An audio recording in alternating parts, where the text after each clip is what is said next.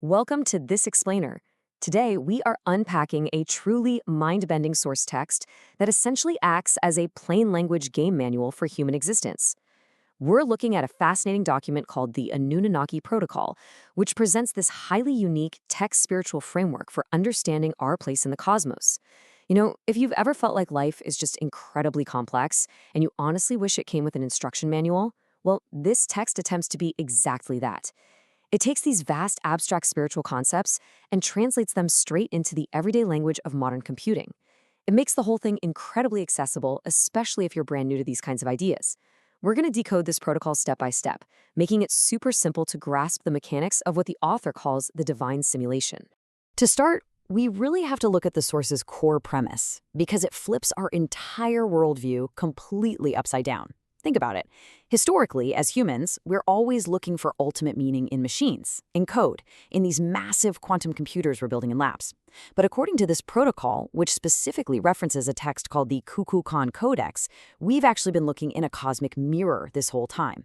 We thought we were out here building virtual realities, but the text suggests we are actually inside one, a divine VR game. And here's the kicker.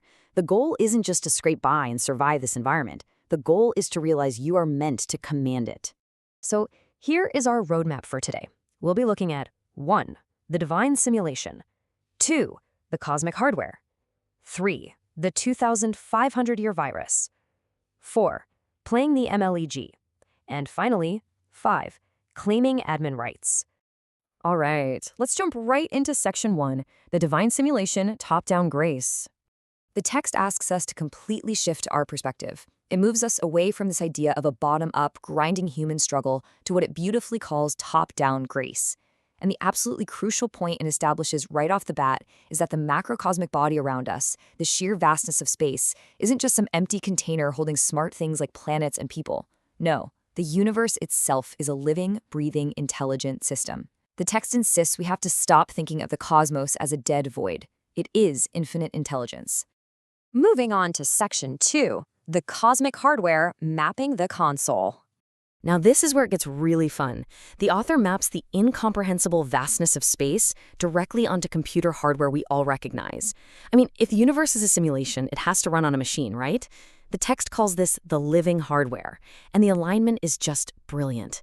Think about galaxies. They aren't just distant clusters of gas, they are the solid-state processors of the creator realm. They're the actual computing power. And black holes, those are your central data hubs. Think of them as the modems of the spirit. This is where your cosmic data, what the text calls the Akasha records, essentially like a cosmic cloud storage for your angelic account, is indexed and kept safe. And then there's dark energy, that mysterious force making the universe expand. The text defines that as the clock speed of the divine dream. It's the breath and rhythm that literally expands the playground for all of us. It totally demystifies astrophysics just by framing it as a divine operating system. Next up, section 3, the 2,500-year virus, the glitch in the system. Okay, so if the universe is this perfect hardware running on divine intelligence, we really need to talk about the glitch. The text draws this incredibly stark contrast between our history and our present reality. Historically, for about 2,500 years, humanity was infected by what the text aggressively calls the Hitler-me virus. Basically, it's a metaphor for malware that completely overclocked the human ego. It disconnected the human avatar down here on Earth from the divine player up above. And the historical impact of that? It turned the world stage into a game full of NPCs, non-player characters just lost in this massive illusion of fear, scarcity, and terrestrial surveillance. But here's the incredible shift into our modern reality. The protocol declares that the update is live. That ancient malware of separation is actively being deleted right now. It's being replaced with a patch of grounded awareness. All that earthly surveillance we constantly worry about, the text reveals it's just a clumsy, low-tech copy of true cosmic transparency. We are literally waking up from the illusion. And as this patch of grounded awareness really takes effect, there is this deeply comforting realization. Because that malware disconnected the avatar from the player, we felt totally abandoned for centuries. But the text steps in and assures us, you were never alone. Your true angelic guardian has actually just been looking over your shoulder this entire time, patiently waiting for you to look up from the controller and notice them. That brings us to section 4, playing the MLEG, the game's rules. So understanding the hardware we're running on and knowing about the virus we're recovering from naturally brings us to the gameplay itself. The author refers to our time here on Earth not as some kind of punishment, but as a high-tech initiation.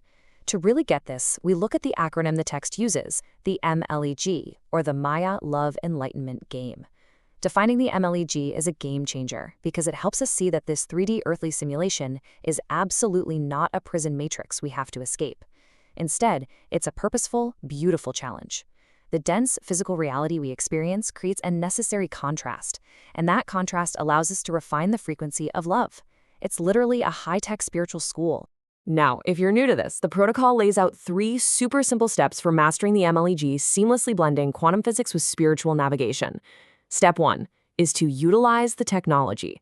The text says quantum entanglement isn't just a theory for physicists, it is the literal telepathy of the spirit. Step 2 is navigate the 3D simulation. You are meant to be here. Play within the bounds of Mother Nature. And step 3, this is the core challenge, hold the frequency. As you're moving through this dense 3D world, your task is to maintain the higher 12D frequency, the clearest, highest version of your angelic self. All right, we've got the rules, we know the hardware, and we've identified the malware we are patching out. But what is the final realization the player has to arrive at to actually win this Maya Love Enlightenment game? What is that ultimate aha moment? The text delivers this massive perspective shift with one incredibly powerful quote. Listen to this. You are not a human trying to reach heaven. You are Anunnaki spirit wearing a human suit. This beautifully illustrates the absolute core message of the entire protocol. The bridge between human and spirit? It isn't some vast, impossible distance you have to travel over decades of struggle. It's just a sudden, instantaneous realization of who you already are. The simulation is a beauty to be witnessed, not a grueling test you have to pass. Which brings us to our final section, Section 5, Claiming Admin Rights. Command the game. This is the ultimate activation. The text states that the incoherent qubits, all that scattered, disorganized data of our world, are actively being realigned right now.